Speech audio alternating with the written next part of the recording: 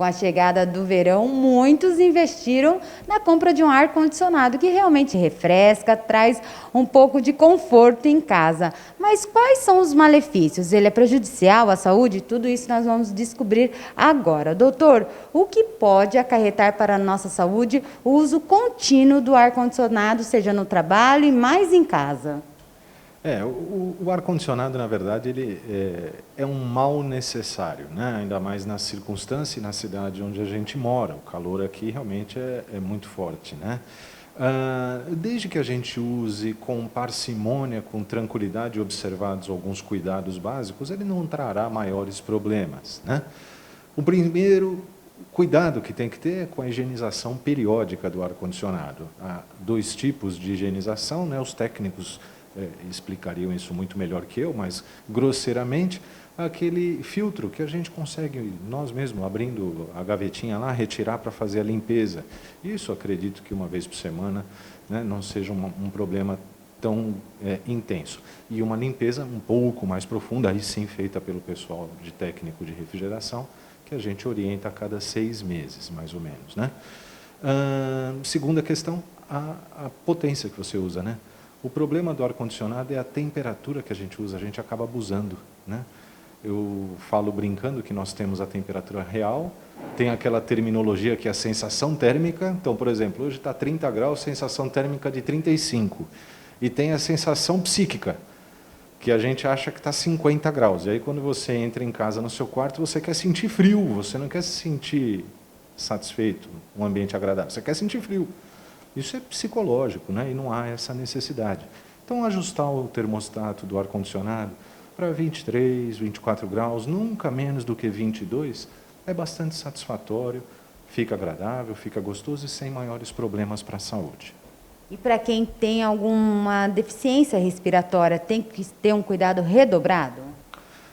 Não há necessidade, a não ser um outro cuidado também importante, aumentar um pouquinho a hidratação. Então, consumir um pouco mais de água, porque naturalmente a gente sabe tem aquele caninho, né, que esgota a água, fica pingando água do ar-condicionado. Quer dizer, ele diminui um pouquinho a taxa de umidade relativa do ar no ambiente onde ele está atuando. Então, compensa isso tomando bastante água e bastante líquido.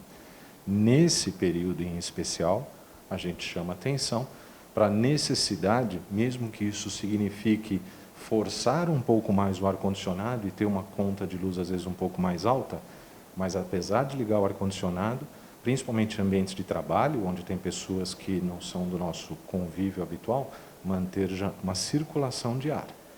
Aqui, por exemplo, no consultório, o ar-condicionado está ligado na minha sala, a janela está aberta e a porta está aberta, mesmo que isso signifique um aumento da minha conta e um consumo do aparelho um pouco além do habitual.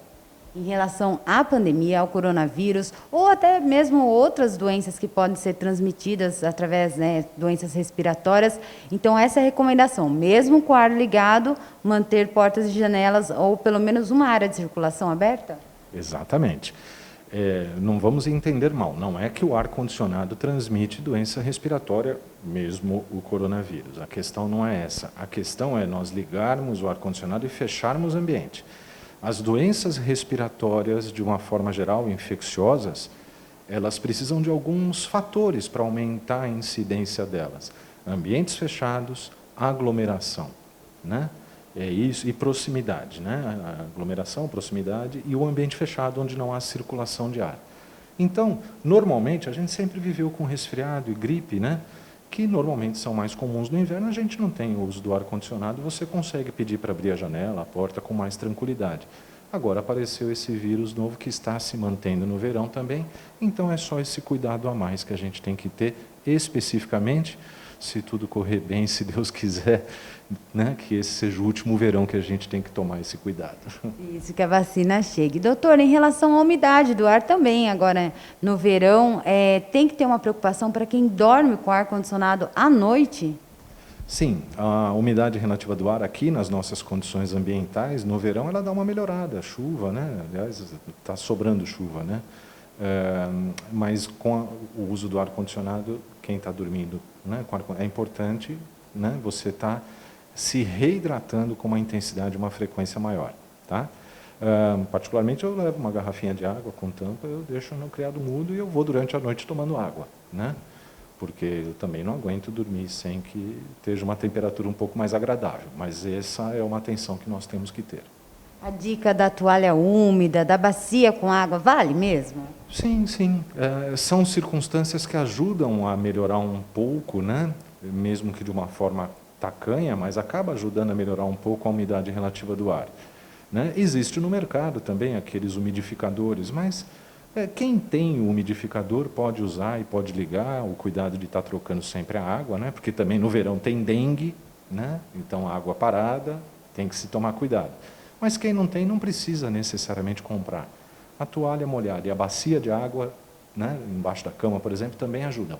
E essa bacia também tem que trocar água todo dia, porque estamos em período de dengue. Só se fala em Covid, esquece-se da dengue, que é bastante importante também. No carro, com a família, seja no passeio, numa viagem, ar-condicionado ou melhor, todos os vidros abertos? Bom, aí você entra numa questão um pouco mais ampla, porque você tem alguns aspectos. O primeiro aspecto é a questão da segurança de ventilação. É muito mais seguro você manter o ar circulando. Então, veja bem, estou viajando, por exemplo, eu, a minha esposa e o meu filho, e nós moramos juntos e coabitamos, e nesse período especificamente não há problema eu fechar a janela, porque a gente está lá vivendo junto, não tem problema.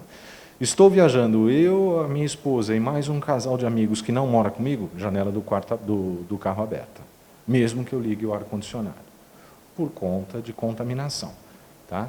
Agora, quando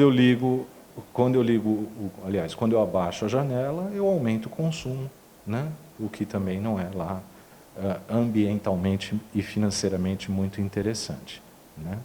Temos falado do coronavírus, mas há outras doenças respiratórias muito comuns agora no verão. Quais são elas? Existem as principais, devemos tomar cuidado, que temos que nos informar?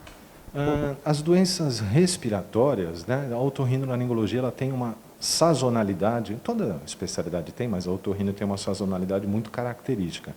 As doenças respiratórias, nariz, seios paranasais e garganta, elas são muito mais frequentes no outono e inverno do que no verão. Isso não significou nunca que elas sejam exclusivas do outono e inverno.